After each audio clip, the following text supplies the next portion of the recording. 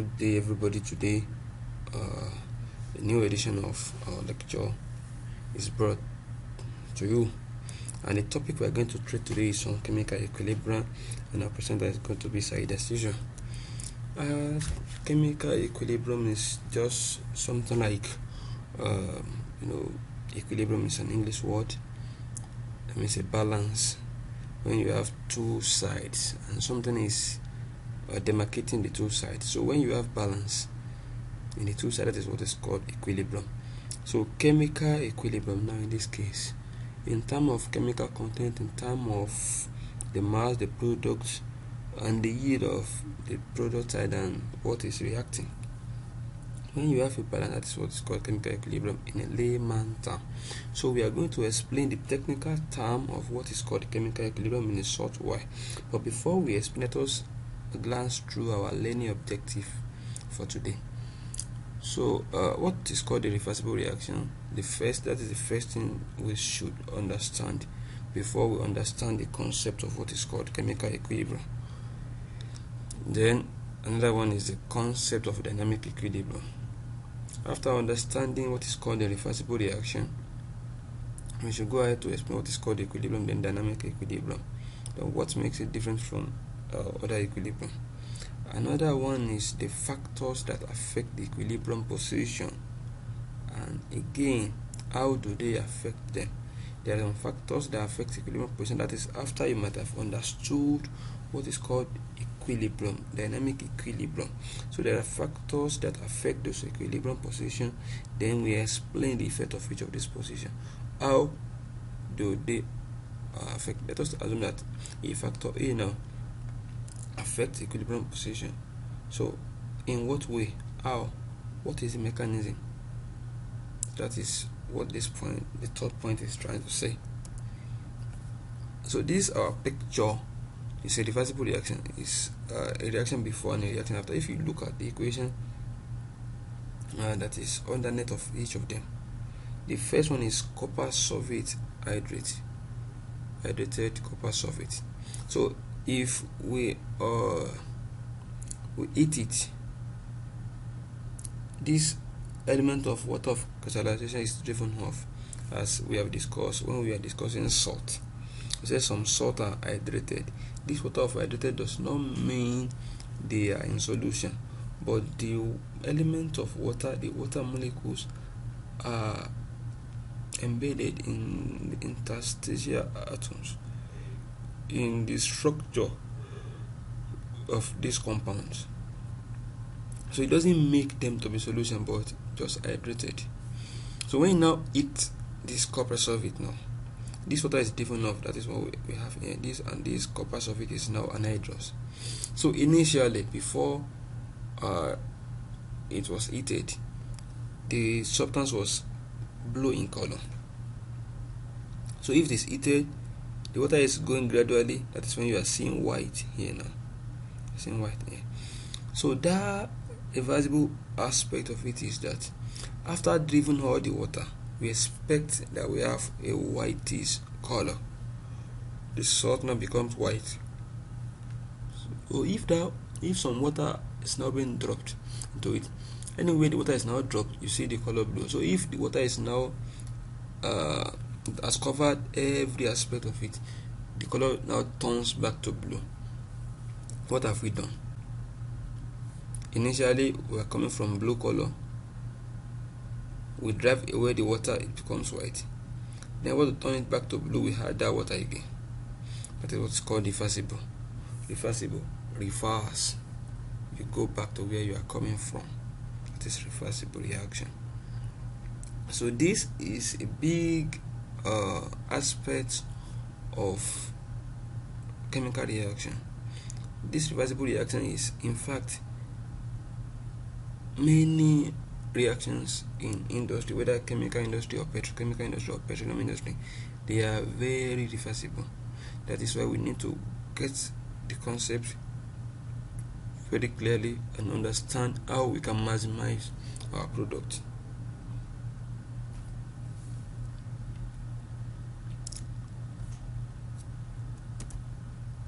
Example of this is the formation of ammonia. This is called Haber process.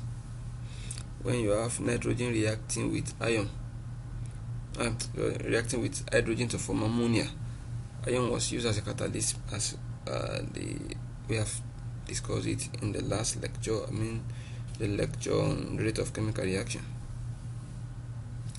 So will the formation of ammonia continue indefinitely? That is what we need to ask ourselves.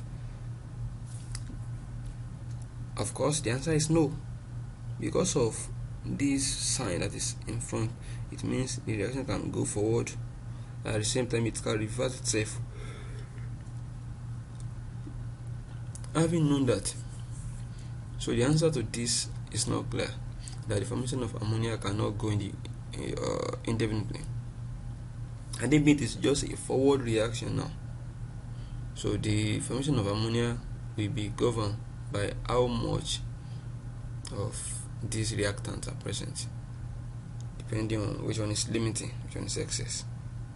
So the number of limiting reactants will determine the number of ammonia that will form. That is, if it were to be a forward reaction. But in this case, now this is a reversible reaction. It means it can go forward if condition is favorable. Then it can also go backward if another condition that favors backward reaction is favorable. So now, there is going to be a point when, as ammonia is being formed, it breaks down, then it goes back to nitrogen and hydrogen, that is reactant.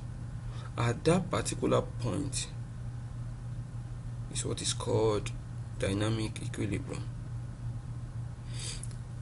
The rate at which ammonia is forming is the rate at which ammonia is decomposing. That means there is no overall change in the reaction. It's like nothing is being done. You add the 2 and you subtract 2, so you get 0. Nothing is happening. So the rate at which you are adding ammonia is the rate at which ammonia is decomposing. So it's back to square 0. So the amount of ammonia before the dynamic equilibrium is reached is constant. The amount of hydrogen is constant. The amount of nitrogen is also constant. I mean, just before the dynamic equilibrium point is reached.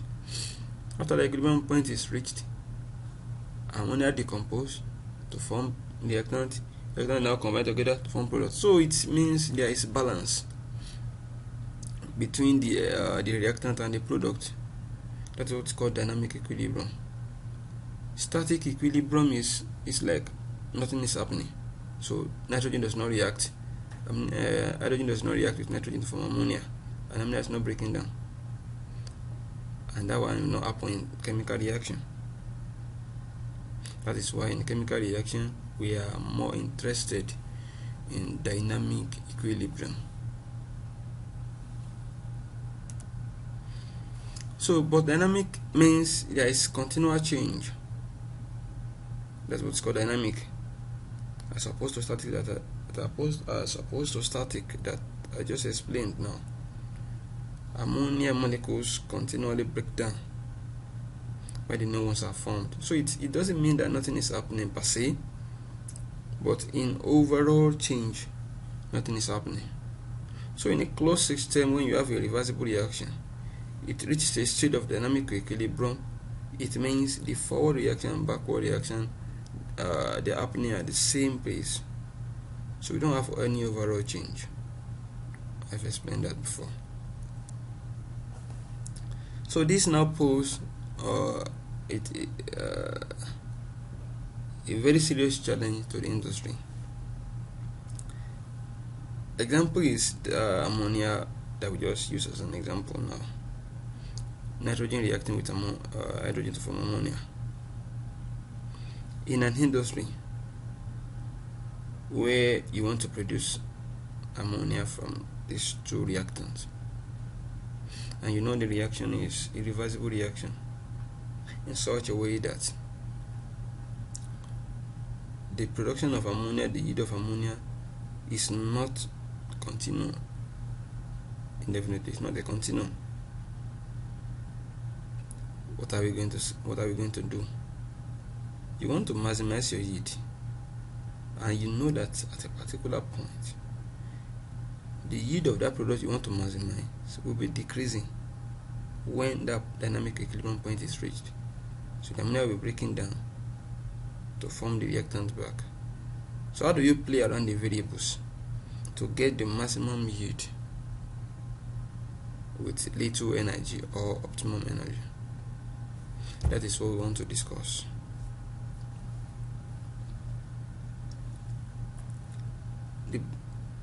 The only thing they do, or the best thing they do, is to shift the equilibrium. How do we shift the equilibrium?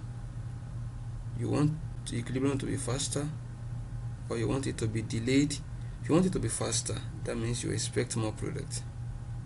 If you want it to be delayed, that means you have more reactant, because after equilibrium the product is formed. So the principle that now guide this formation of the equilibrium time is what is called the Untitled principle. What is the meaning of this principle? What is it trying to pass? The Untitled principle is just like when you have something in a closed system and the dynamic equilibrium has reached. If an external factor, external force is now acting on it, the system will readjust itself. The new equilibrium forms. What are we seeing? What are the external factors that can affect a reaction? Temperature is there, pressure is there, concentration is there, that is if it's a liquid. So at a particular point, equilibrium is reached. Let's assume temperature is T0. If you now increase that temperature to T1, the reaction that was balanced before at T0 will notice that something has changed. Then they will readjust. After readjusting, then the new equilibrium now forms. So depending on the nature of the reaction, if it is endothermic or exothermic, that is when we now determine how and where the equilibrium position will now shift, to the product side or to the reactant side. So this knowledge is important in industry in order to maximize our product. The first thing, if you want to shift the equilibrium, is the change of temperature.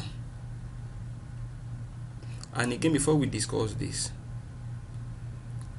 in a particular reversible reaction, two things happens. If the forward reaction is endothermic, then the backward must be exothermic, and vice versa. I mean, if the forward is exothermic, then the backward must be endothermic. So it depends on what you are looking for. In this ammonia production now, the forward reaction that favors the production of ammonia is exothermic. It gives out heat. So now, and you know that if you want a reaction that gives out heat, if you want it to proceed forward, then you remove that heat. Any attempt to add that heat, then it favors that other part of the reaction that involves gaining heat. That is the backward reaction. That is when ammonia now breaks it down to form nitrogen and hydrogen. Adding heat will break the ammonia molecules, because that is what favors breaking of ammonia molecules. Lowering of temperature will favor the forward reaction, that is more product, simply because more product forms when it is given out. However, too long temperature delays the equilibrium. even apart from that, it's economically, it doesn't make sense, because you are wasting energy. The product is not forming, and again, for a reaction that doesn't need too much heat. So if you have too long temperature, reaction that doesn't need too much heat, the first thing is you are not getting your product, and again you are wasting your energy. So in short, if you have a reaction that whose forward part needs a removal of heat, so the best thing to do is to remove that heat. If you add the heat, then you are going back to the reactant side. Number 2 is the pressure. In a gas, what is pressure?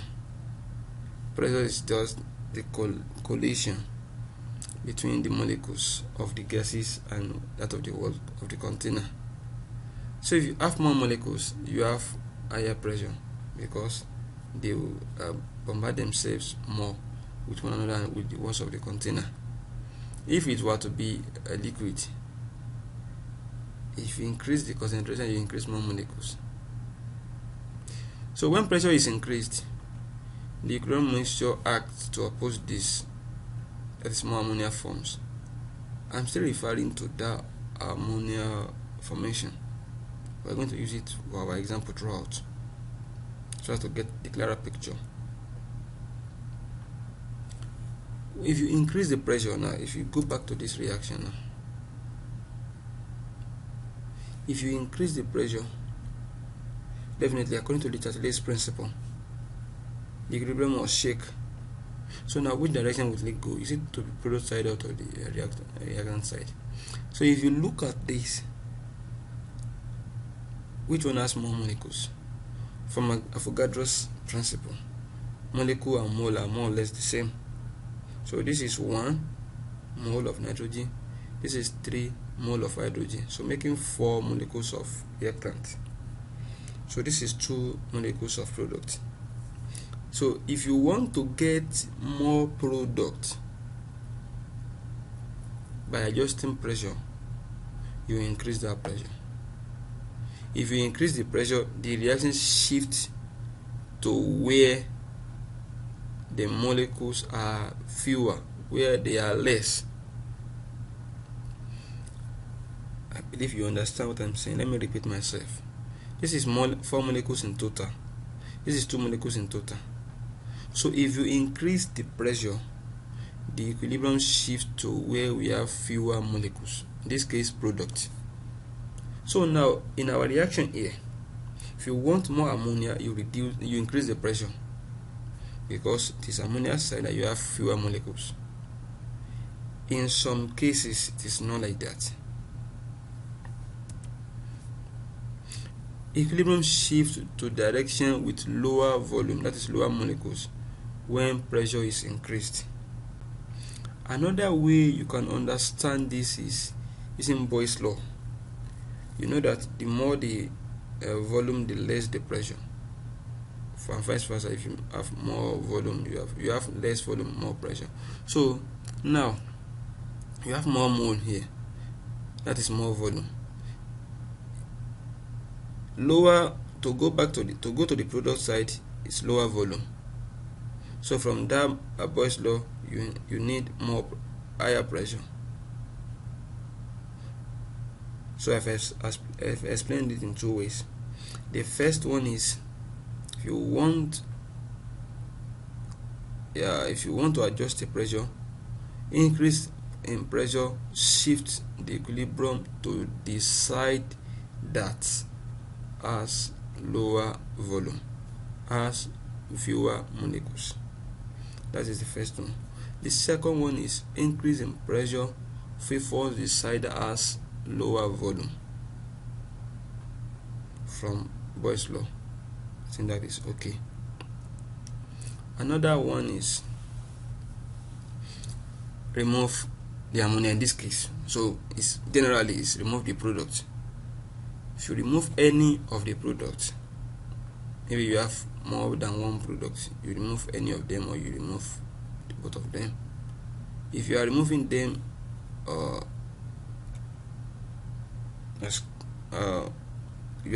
gradually, there's going to be imbalance in the product side and the reactant side. When there is imbalance, what will happen? The equilibrium shifts to the product. I mean, initially you have equilibrium, reactant and product are equal. So you remove the product, it means the reactant is more than the product. Since in its closed system, the reactant cannot escape. So to balance that product, to make reactant and product to balance each other, the more reactants will react to form product. That is what we are saying by this. The equilibrium mixture is a balance between nitrogen, hydrogen, and ammonia. So removing ammonia will disrupt the balance as more of it forms. The same thing as if you add hydrogen or nitrogen, any of the reactants, if you add them, the reactants will be more than the product. So to make them equal, more reactant forms react to form product. So however, adding more ammonia product or removing this will shift the equilibrium backward. So if you want to shift the equilibrium backward now, you remove the reactant. If you remove the reactant, the product will be more than the reactant now. So to make them equal, the product breaks. Then if it breaks, it forms the reactant. That is the first method. Another way of doing that is to inject more product into the reacting vessel. So if you inject more product into the reacting vessel, in that case again, more product, you have more product than the reactant, then more product will break to form reactant so as to make everything balanced. Another one is adding a positive catalyst, because we have different types of catalysts. We have the negative and the positive catalyst. A positive catalyst is the one that affects that increase the rate of reaction. The negative one is the one that hinders the reaction, because there are times that you add catalyst so as to delay the formation of product. We call it poison to the catalyst. If you don't want the product to form, in some cases we are still going to die by the grace of God. Just know that we have two types of catalysts. We have the positive one and the negative one. So a catalyst speeds off the forward and backward reactions equally. So that is what we are saying. A catalyst does not shift equilibrium position. I mean like forward or backward. No, it affects both equally. What we just want from the catalyst is the time. You want to reach equilibrium faster, then use a catalyst. If you reach equilibrium faster by using a catalyst, then you now apply any of the three methods that we have talked about. So either you remove the product or adding the product, remove the reactant or adding a reactant, or adjust the pressure, adjust temperature, depending on the nature of the reaction we are talking about. So the catalyst now saves our time and saves our energy. And apart from that, it doesn't do any other thing, because it doesn't affect the equilibrium position, only affect the time at which equilibrium is reached. Another thing we want to talk about today is equilibrium constant. This equilibrium constant is just a way of identifying. You want to get an index of how your forward reaction and backward reaction, how fast are they relative to each other. That is the index. That constant K is the index that is used to get that. There are times that you have a 1, it means they are going equally. You have less than 1, you have more than 1. Any one, the value of K determines which one is going more than the other, so as to give us the idea of how we are going to adjust our variables to get what we want to get. So how do we calculate our K? K is a constant, and it's usually a number. It can be an integer or it can be decimal number. So how do we calculate our K? Consider this reaction when you have A molecules of A reacting with B molecules of B to form C molecules of C and D molecules of D. So to get the first velocity constant, so you consider the forward reaction. A, you raise it to the number of moles of A. The concentration of B is raised to the number of moles of B. That is the velocity constant for the forward reaction. That is the rate of the forward reaction. The rate of backward reaction is done also. That is if you want C and D to react to form A and B back. So that is what we have here. So velocity constant of the product over that of the reactant. If you now put them like this, that is what you call overall equilibrium constant. Mathematically we have this. It's a very, very important this, and you have to take note of it. This is just a hypothetical reaction, so you can do that for our ammonia that we just did, but I won't do it for you. You can do that anywhere you see a product, you put it on top and you put a number of mole of the product, put it like this, then you have reactant like this. Even if you have more than 2 reactants, you put them at the side of each other and you put the number of moles of each on top. The same thing goes for the product. Just make sure the product is on top and the reactant is downward. Then this square parenthesis, it means it is a concentration. So there's no other acceptable parenthesis except this one, because the meaning of it is concentration, and that is what we want to we are interested in. So this is what where we are going for today. Hope it is understood, but before we go, let us have some quick review of what we have done. Equilibrium is the point when the rate of forward and backward reactions are the same in a closed and reversible reaction. Of course, if the system is not closed, a reaction cannot be reversible, because it's only when you have a closed system that the product can form the reactant back.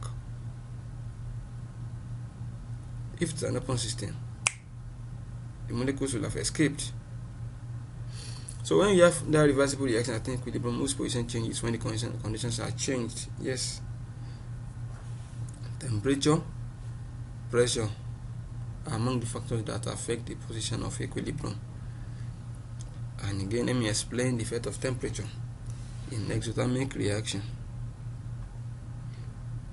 Removal of temperature, decrease of temperature favors exothermic reaction. Increase of temperature favors endothermic reaction. In pressure, increase in pressure favors the direction with lower volume with fewer molecules. Reduction in pressure favors direction with more molecules, higher volumes. Or use Boyle's law to explain it. Increase in pressure means lower volume. So those are the factors that affect. Another one is the manipulation of product and reactant amount from the container. If you have a way of injecting reactant or the product, or removing the reactant or the product from your reaction vessel. So that will now give us if the reaction we want to go. So exercise, let's have some exercise to demonstrate our knowledge of what we have taught. You have a P and Q reacting to form R and H. Our DH is negative, it means the exothermic reaction is the forward. Which one of the following will increase the yield of R? To increase the yield of R, before you check the answers, the options, look at what we are saying. This is the H is negative. It means the forward reaction is negative. That is exothermic. You want to get more R. That means this forward reaction of negative, as in exothermic, is your concern. So how do you get more R? You should remember that reduction in temperature favors the forward reaction in exothermic reaction. So you write that one down. That means reduction in temperature is one of it. Another one, you look at number of moles. 1, 2, 2 here, 3, 1, 4 here. So increase in volume has taken place. So you have to reduce the pressure that is on the pressure side. That is if everything gases. Please, I forgot to mention this. I'm very, very sorry about that. Before a pressure will affect a reaction, the reaction must be gas throughout. So in this case, pressure cannot affect this reaction because you have a solid product here. So I'm sorry for that lack for oversight. It's actually my oversight. So now another one is increase any of this reactant or remove any of the product. So just look at your answer. Using a large vessel, if you use a large vessel, that means you are increased volume. Increased volume, in fact, it will do more damage to this reaction because the molecules of reactant and the product, the P and Q, they will have to travel far before they react. Increasing the temperature, no. Removing some X, correct. If you remove some X, there's going to be imbalance between this side and this side. So more of this side will react to form more of this. So if it's forming more of this, form more of R and more of X. So you have more of R in that case. That is C is the answer.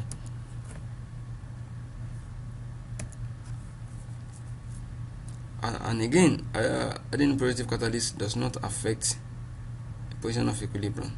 I mean, either forward or backward. That is what the equation is saying. So it doesn't affect it. This is not the answer. So in this reaction, a decrease in pressure will do what? You have 1 here, you have 2 here. So if you have 2 here, you know that increase in pressure favors the side with lower volume. So decrease in pressure favors the side with higher volume.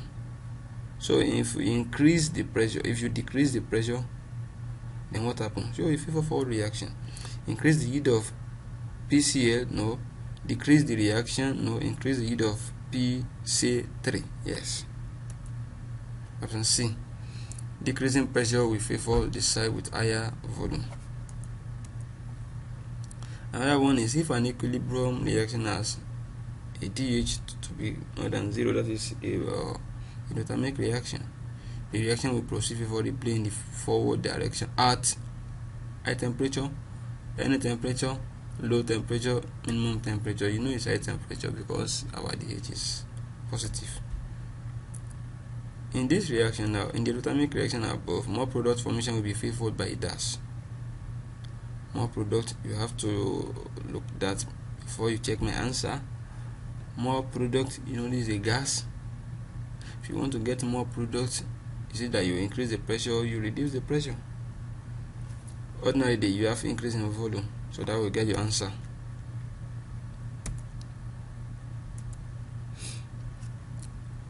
So we have been doing this throughout this lecture. So you have negative 90. So in the equation above, the yield of ammonia can be decreased. If you don't want product to be formed, what will you do? Remembering that you have negative heat content, exothermic reaction. So if you increase the pressure, you remove ammonia, you increase temperature, you increase temperature. Another one is this. Another one. This is exothermic reaction also. In that reaction above, the concentration of SO3 can be increased by dash. And see, by increase the pressure or decrease the pressure, this is the opposite of what we have here. Just decide the answer and form it. So this is on our equilibrium constant. Equilibrium constant is dash. Like I've told you, you put a product in square parentheses, then you put it on top, you put a reactant in square parentheses, you put it at the bottom, then you now put the number of moles of each of them up. Here you have your 2, so this is a 2. Here you have nothing, so our option D is our answer. B is not the answer. Option D is our answer, because it is this 2 that you see on top here. So I didn't mean this one is 3. You have seen 3 on top here. That's what we are saying. Option D is the answer. So in this reaction now, it's reversible reaction also, plus, it means endothermic. Which of the following would increase the concentration of product?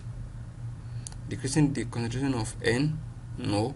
If you decrease the concentration of N, you want more P to decompose to form more M and N. Increasing the concentration of P. If you increase the concentration of P, you still want more P to decompose to form M and N. Adding a suitable catalyst. Yes. Then decreasing the temperature. Adding a suitable catalyst is the only option that is close to the answer. Although strictly speaking it's not the answer, but that is what is close to the answer. Thank you very much for listening. Our next class is going to be on oxidation and reduction, that is redox reaction, and as usual we are going to have some questions and solutions. So thank you very much for listening. Don't forget to share and like our video. God bless you very good.